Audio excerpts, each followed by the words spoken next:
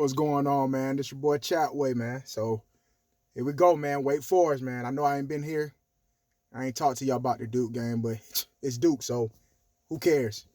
I knew we were gonna take care of business. There was no questions, ifs, or buts. You know what we're gonna do. Sam Howell, great game. Javonte Williams, another spectacular game. Michael Carter, another spectacular game. So I mean, there was nothing else to talk about. Defense did pretty good, solid. Still got some issues with the run fits and gap controls, but hey, it is what it is. We still took care of business with Duke. I'm happy for it.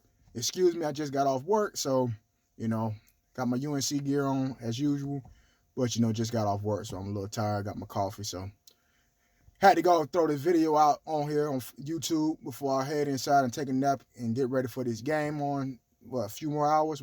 It's 3 o'clock in the morning right now, 3:28. So I got, another 7 more hours, 10, another 9 more hours toward the game. So, yeah, Wake Forest. Wake Forest. Come on now. Y'all got lucky last year. Last year, you had a team. You caught us. We had a little winning streak going on. We didn't know how we could. We didn't know how to adapt to having a winning streak. So, look, all jokes aside, we're going to take care of business. You don't have Jamie Newman. They don't have Jamie Newman this year. But the run game is legit. Pretty much, we're just going to take care of business up front. We're going to have the gap control. We're going to be sound on defense. Offensively, man, I think we can explode on this team. It's nothing that we can do. If I had to give you some pointers right now of what my 5 keys of the game will be, I think number 1, we got to get Sam Howell. He got to get into a good rhythm, nice rhythm, RPOs, getting the run game together, and just let Sam gonna shred him. Sam did have a bad game last year against Wake Forest. We had to pull Sam out last year against Wake Forest and put Jace Ruder in. So let's not pretend that Sam didn't have a bad game. He did, but I think they caught Sam. That was Sam 3rd game last year. Don't think that's gonna happen. Don't think that's gonna happen at all. What's gonna happen is I think Sam's gonna shred that defense. Wake Forest defense legit. I'm not gonna sit here and make it up, but I just think pretty much we're just gonna be too much for Wake Forest. I think it's going to be a tighter game than most people. I think the spread is 13 points. I think we could beat them by 10, 8 to 10 points. I think it's going to be a little more closer than what people expect it to be. I think Javonte and Michael Carter are going to have to go off. They're going to have to really go off. I'm expecting on the ground we're going to probably rush about 300. I'm going to give it 300 because when I was looking back on they played NC State, Virginia Tech. I was looking back on some games, man. I can see us taking advantage. The only question I'm having is Brian Anderson healthy? Because that's going to be the issue we're going to face. Is Brian Anderson healthy? That's one of the keys because Brian Anderson, believe it or not, he is the heart and soul of that offensive line. He's mentally tough. He do get beat sometimes on one-on-ones, but I mean, honestly, he is what he is. But he's pretty much serviceable, and I mean let's be honest, he's pretty decent. So I don't have any issue with Brian Anderson. I think not having Brian Anderson out there is going to hurt us worse than him having him out there, because Boogie Basham, he's a force. He's a force in the middle. Boogie Basham is going to be a force, and if we put Q or Kerryon Johnson out there, I think especially his first start, I think there's going to be some problems up front.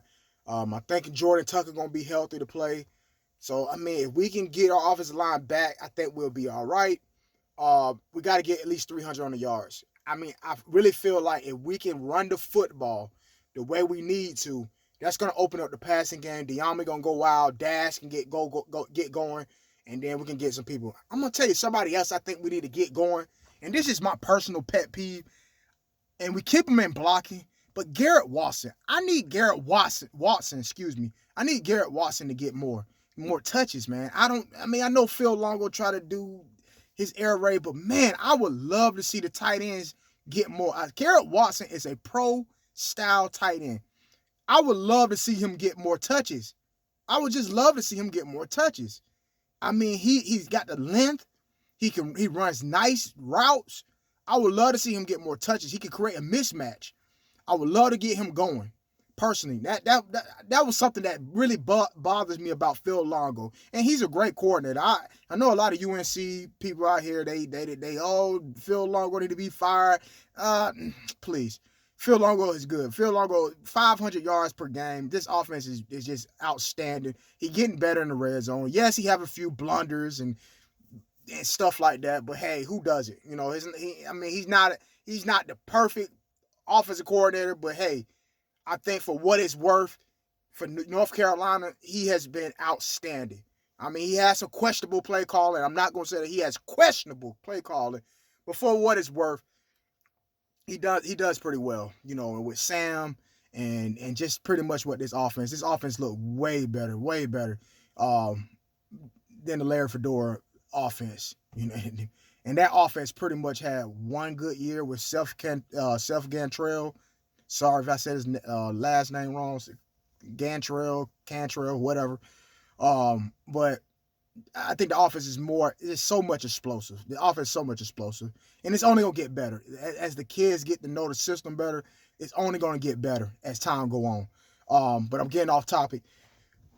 That's my only pet peeve, getting Garrett Watson more involved. But I know we have to get him into the blocking game, so he got to keep him inside. Defensively, before the time goes out, defensively, man, we got to have gap control. We're going to have to be very, very sound defensively.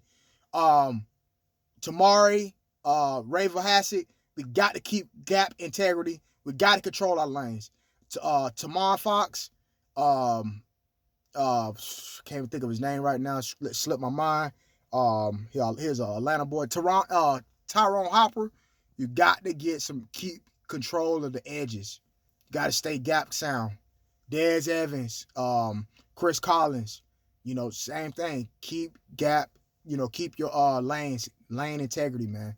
Because Sam Hartman can run.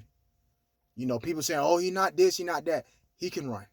He can scramble. He can make a few yards. He not explosive, but he can kill you if you is undisciplined. We got to keep guys off Chad Surratt and Jeremiah Gilmore. We got to let these guys run free. We got to learn how to play as a unit together.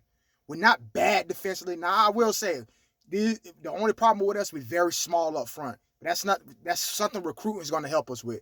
As we get more guys up in recruiting, we got the Miles Murphys, we got the Clyde Penders in the world. We're going to get the Javari Richies coming in. We got the Keyshawn Silvers coming in. So recruiting is going to help that.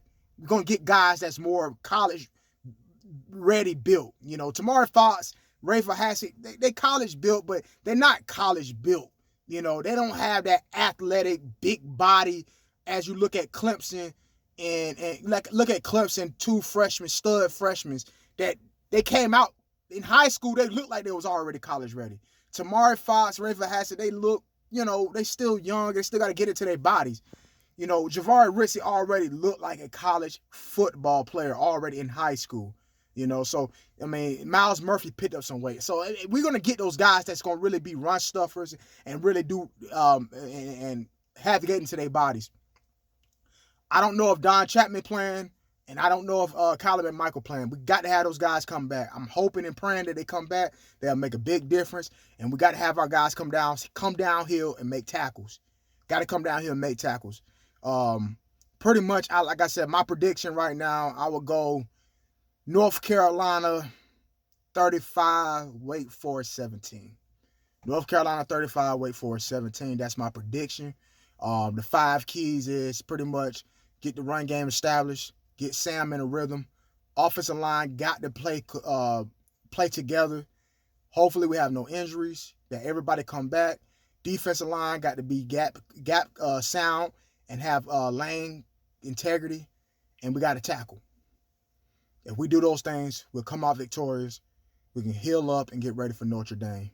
Wake Forest, it's over. You hear me? It's over. I want to trash talk you so bad, but I do have a lot of respect for Dave Clawson as a coach. But Wake Forest, you're out your league. You are out your league. There's no chance. North Carolina's coming. It's going to be a statement game going to Notre Dame. This is a statement game. This is a statement game. We're going to come out. We're going to punch you in the mouth. And we're going to keep punching you in the mouth. And we're going to punch you some more. And we're going to punch you some more. This is it. Trying to not curse. Because, usually my trash talking videos is a lot of curse word. But I want to get more supporters and more people on my page. My YouTube channel to kind of grow. And then I can really get the way I want to get. But right now, I'm going to try to keep it PG. And then eventually I go PG-13. But I'm about to go inside, man. I just got off work. I'm about to go inside, man, and lay it down and get ready for this game. Wake Forest, you're through. It's a revenge game. We're coming to whip you know what. But y'all have a good morning. Go Tar Heels, baby.